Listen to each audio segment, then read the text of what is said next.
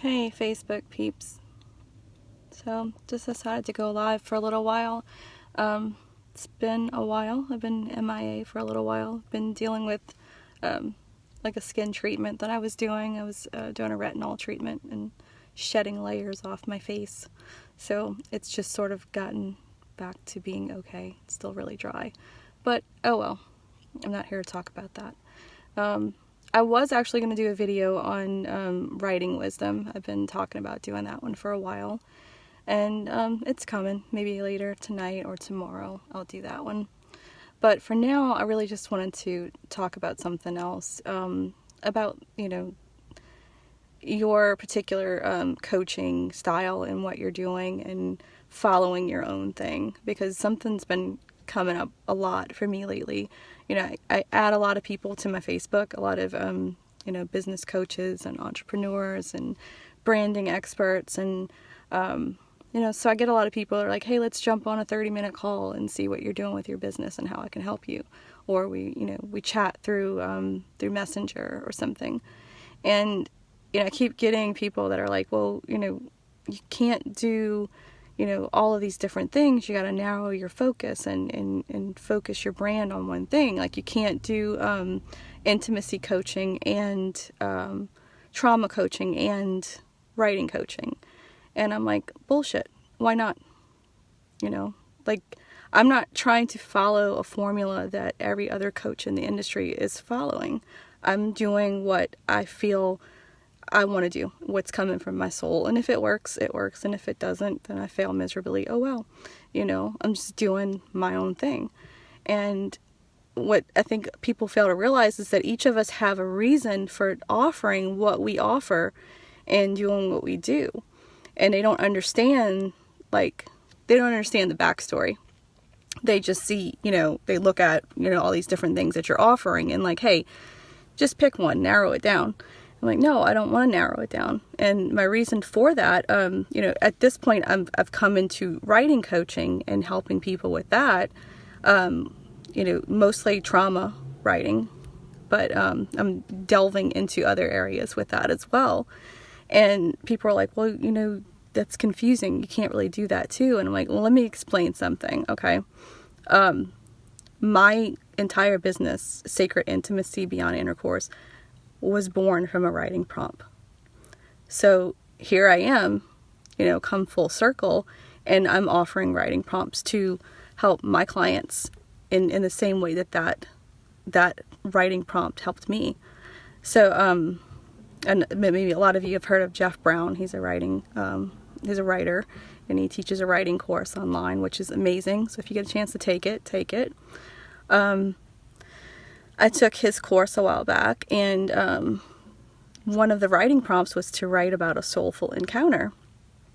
And that one writing prompt that probably didn't mean anything to anybody else opened me up in such a way that I created a business from it, because it allowed me to take a look at that relationship and all my other relationships and compare them.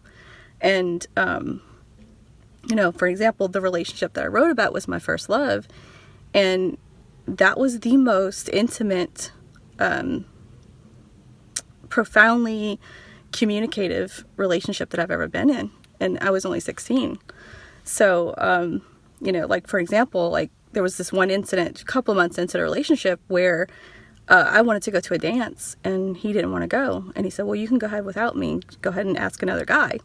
For an 18-year-old boy, that's really unheard of, to have that level of maturity to send his girlfriend off to a dance with another guy. So I went and I had a great time. And the guy knew I had a boyfriend, and he was okay with it. And, we just danced and had a good time as friends. But at the end of the night, on the slow dance, he kissed me. And I didn't pull away from it. I didn't, reject him. I enjoyed it. I was in the moment and I was enjoying it. But then afterwards, I felt so guilty. I felt horrible. And I remember, calling my boyfriend the next day, feeling so scared, like this is going to be the end of our relationship. And I think when I told him, I think he was more fearful that I was telling him because I was breaking up with him. Because a lot of times when people cheat or they have a little fling or a kiss with somebody else and they don't want it to go anywhere, they don't tell their partner, because they don't want to screw up what they have. So they keep it to themselves. And I think that's what he was worried that I was telling him, because I was ending it. And I was like, no, I don't want this guy. Like, this is not something that I want. It's just something that happened. And he was like, he was upset. He was hurt. But at the same time, he was like, I should have been there with you and it wouldn't have happened. And we worked past it and actually made our relationship stronger.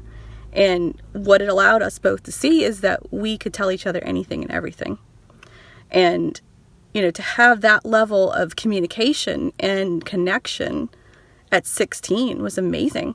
And so then I went into every relationship afterwards, because we broke up when he went off to college. He was getting ready to go off to college, and he's like, hey, I know I'm going to be with other women, and I know I'm going to cheat, so I don't want to hurt you.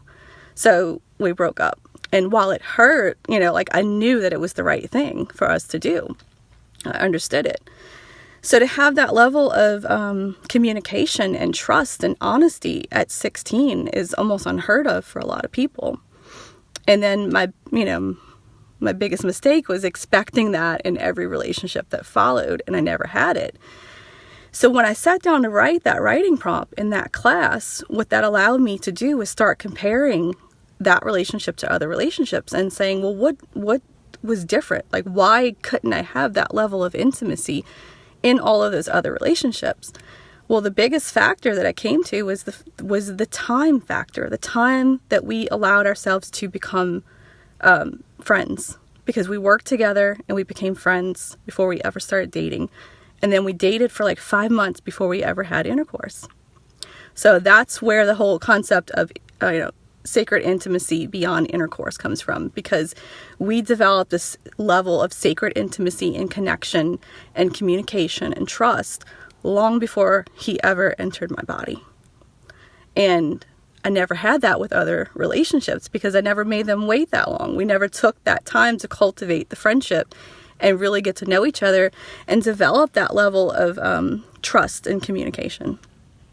And so that's, where my whole business was born from, with this one writing prompt. So when people say you can't do intimacy coaching and trauma coaching and writing coaching, that's bullshit, because, the writing is what gave birth to the business, to the intimacy coaching.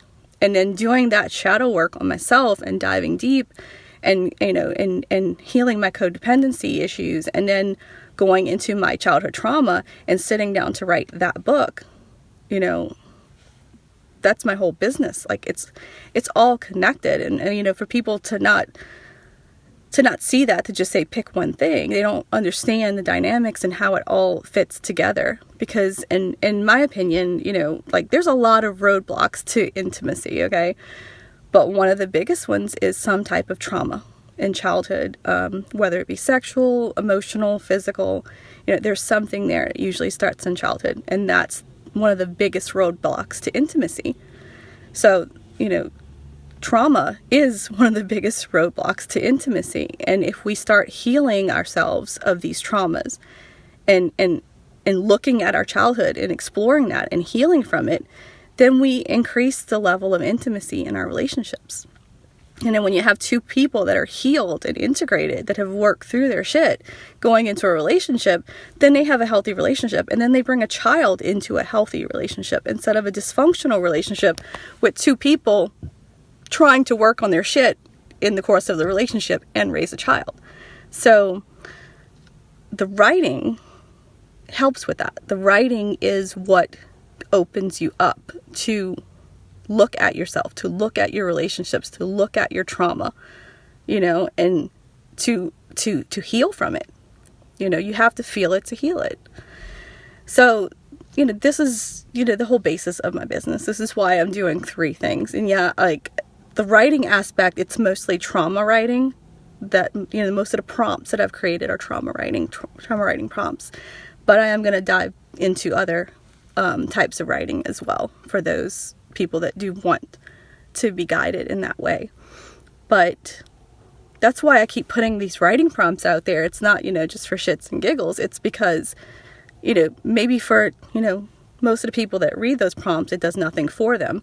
But there might be that one person that one writing prompt opens them up to the point that they create an entire freaking business out of it that's going to help other people.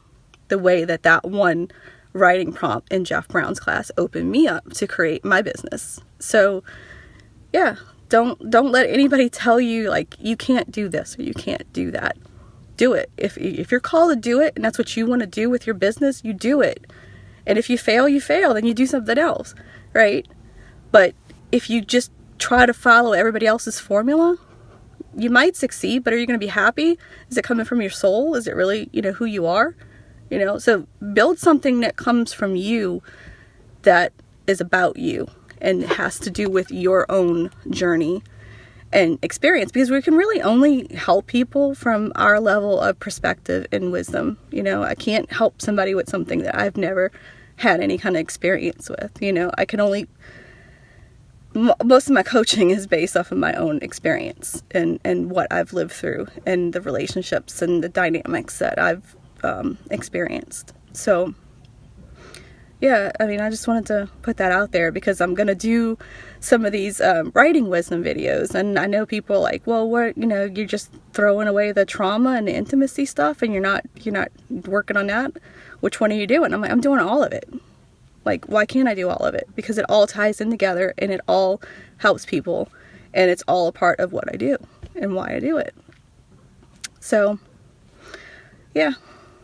Just wanted to put that out there. So do your own thing and, to hell with all this advice and this branding and coaching stuff. It's like they're only going to give you wisdom based on what they know. And most of what they know is from, putting out the standard model. Like the same, like in the coaching industry, like almost everybody's doing NLP techniques and using those same techniques over and over again on their clients. And it, a lot of them are great. They work great, not knocking them. But to say like, this is the only way you got to do it in order to succeed or to make money, it's bullshit, Like, do what you want. Do what you want. If it works, it works. If it doesn't, it doesn't. So, but I don't know. Maybe that resonates with some of you. Just wanted to put it out there. Y'all have a great day. Bye.